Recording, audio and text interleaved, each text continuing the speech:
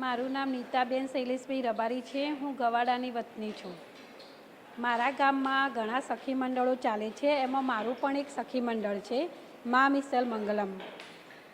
મારા ગામમાં પહેલાં બહેનો કોઈ સખી મંડળ વિશે જાણતી ન હતી, પણ મિસલ મંગલ દ્વારા ગામમાં આવી અને એ લોકોને સખી મંડળ વિશેની જાણ કરવામાં આવી।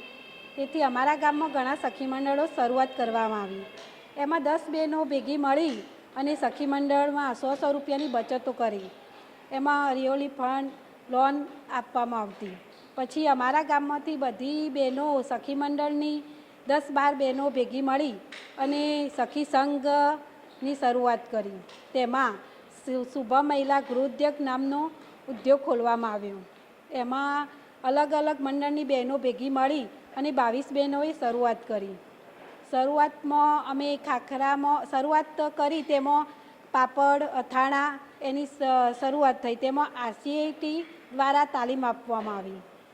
તાલીમ આપ્યા પછી તેની સર્ટી આપવામાં આવી અને પછી કમિટી હોલ અમને આપવામાં આવ્યો।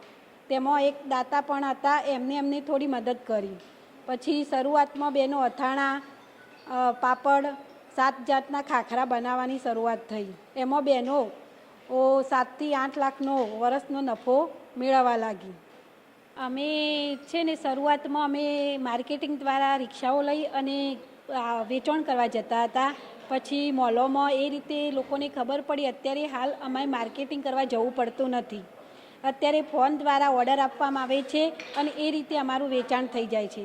વેચાણમાં અમારું 15 થી 17 લાખ જેવું થાય છે। એમાં અમને 7 થી 8 લાખનો નફો મળે છે।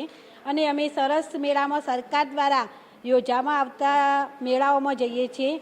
તેમાં પાલનપુર, બનાસકાંઠા, મહેસાણા, પાટણ, વિજાપુર એવા અલગ અલગ મેળાઓમાં ભાગ લઈએ છીએ।